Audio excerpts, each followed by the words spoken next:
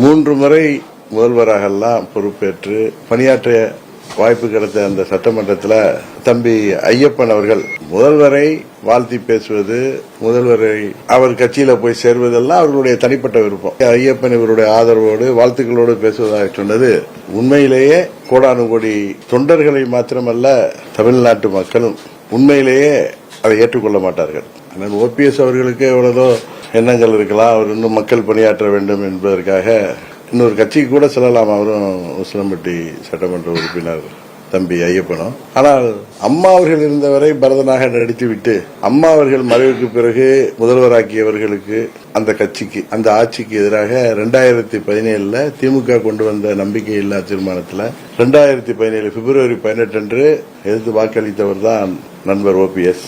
திரும்பவும் அவர்களை பெருந்தன்மையாக மோடி அவர்கள் ஏற்றுக்கொண்டு அண்ணன் இபிஎஸ் அவர்களோடு பேசி அவரை துணை முதல்வராக்கி அம்மா அவர்களும் புரட்சித் தலைவராக உருவாக்கப்பட்டு அம்மா அவர்களால் கட்டி காக்கப்பட்ட அந்த இயக்கத்தில் இன்றைக்கு சொல்கிறார் பொதுச் செயலாளர் பதவி முக்கியம், இந்த எல்லா தேர்தலும் பொதுச் செயலாளர் பதவியை தலைவர் காலத்தில் இருந்த மாதிரி சட்டத்திட்ட விதிப்படி தொண்டர்கள் தான் தேர்வு செய்யணுங்கிறது. ஆனால் முதலாக அவர் ஒருங்கிணைப்பாளராக தேர்ந்தெடுக்கப்பட்ட பொழுது எப்படி சட்டத்திட்டங்கள் உருவாக்கினார் அவர் என்பது எல்லோருக்கும் தெரியும். என்ன ஒன்று தெரிகிறது என்றால், நண்பர் ஓபிஎஸ் அவர்கள் தனக்கு பதவி வேண்டும் என்பதற்காக எதையும் செய்ய துணிந்து விட்டார் என்பது உண்மையிலேயே வருத்தம் தருகிறது. ஏன்னா 99 எனக்கு அவரை நன்றாக தெரியும். அவர் திமுக முதலமைச்சரை வாழ்த்தி பேசலாம், அவரை போய் சந்தித்து நலம் விசாரிக்கலாம்.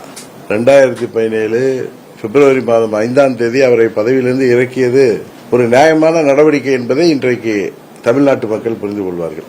ஏன்னா அவர் திமுக போய் சேரட்டும், அங்க அவர் பதவிக்கு வரலாம், வர முடியாம போலாம், அதெல்லாம் மக்கள் தீர்மானிப்பார்கள். ஆனா புரட்சி தலைவருக்கும் அம்மா அவர்களுக்கும் களங்கம் விளைவிக்கின்ற விதமாக, அவர்களுடைய புகழுக்கு களங்கம் விளைவிக்கின்ற விதமாக அவர்கள் செயல்பாடு உண்மையிலே யாராலும் மன்னிக்க முடியாது.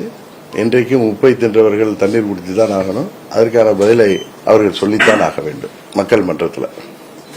அதை விட இன்னொரு சிறப்பு என்னன்னா, அங்க துரியோதன கும்பல் மாதிரி இவங்க 2 பேரும் பேசியதை ரசித்து, புன்முறுவலோடு ரசித்து, கைதட்டி ரசித்த அந்த துரியோதன கும்பலை பார்த்தது எனக்கு மார்ச் 25, 1989 ஞாபகம் வந்தது. அம்மா அவர்களை அன்றைக்கு அவர்கள் எப்படியெல்லாம் அவமானப்படுத்தினார்களோ, இன்றைக்கு அந்த கும்பல் கைதட்டி அதை ரசித்தது, புன்முறுவிட்டு ரசித்தது, அதற்கு ஏற்ப இவர்கள் நடந்து கொண்டது அம்மா அவர்களுக்கு, புரட்சி தலைவருக்கு இதைவிட ஒரு தீங்கு யாரும் இழைக்க முடியாது என்கிற அளவிற்கு அவர்கள் செயல்பாடு இருந்ததாகத்தான் நாங்கள் பார்க்கிறோம். அவர்கள் திமுகவுக்கு செல்வதிலோ இல்லது அவருக்கு திமுக ஆதரவாக இருப்பதிலோ அது அவர்கள் தனிப்பட்ட விருப்பம். ஆனால் எனக்கு என்ன திருப்தியா இருந்துச்சுன்னா, பிப்ரவரி 5, 2017 அன்று அவரிடம் அந்த கடிதம் பெற்றது எவ்வளவு சரியான செயல் என்பதை நான் உண்மையிலேயே பெருமிதமாக கருதுகிறேன்.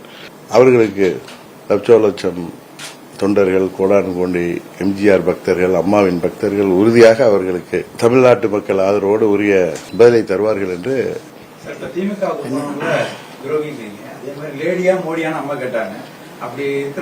இல்லங்க, திமுக போனவங்களை நான் விரோதின்னு சொல்லல, அது அவர் தனிப்பட்ட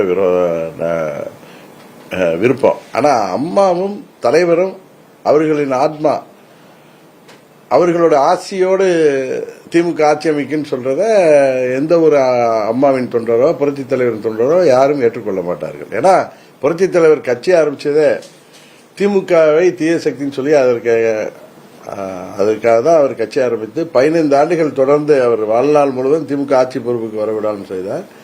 அதற்கப்புறம் கட்சி பிரிந்திருந்ததால் 2 ஆண்டுகள் திமுக ஆட்சியில் இருந்தது. திருப்பி அம்மா அவர்கள் தலைமையேற்று கிட்டத்தட்ட 30 ஆண்டுகள், 29 ஆண்டுகள் திமுகவை பலமாக எதிர்த்தவர். அவர் ஊட்டிய அம்மா அவர்கள் எங்க டிஎன்ஏலே திமுக எதிர்ப்பதான் ஊட்டி வளர்த்தார்கள். அதனால அதை வேண்டாம் என்று உறிஞ்சி தள்ளிட்டு வேற கட்சிக்கு பதவிக்காக செல்வது தனிப்பட்ட விருப்பம். அது யார் வேண்டாம், எந்த கட்சிக்கு வேணாலும் செல்லலாம், அது அவர்களுடைய சுய விருப்பம். அம்மாவோட படத்தை பையில வச்சிருந்தாங்க, வீட்டில் போட்டோ மாட்டிருந்தாங்களா, அதெல்லாம் கலட்டி வைக்கிறாங்கன்னா அவங்களுடைய மனநிலை, அவர்களுடைய சுவாபம் எல்லாம் எல்லாருக்கும் தெரியும். ஆனா புரட்சி தலைவர் ஆத்மா அவர்களும் அம்மாவின் ஆட்சியோடு திமுக ஆட்சி அமைக்குன்னு பேசினதை எந்த ஒரு அம்மாவின் தொண்டரும், ஈவன் தமிழ்நாட்டு மக்கள் கூட அதை ஏற்றுக்கொள்ள மாட்டார்கள். அதுதான் எங்களுக்கு வருத்தம் அளிக்கிறது.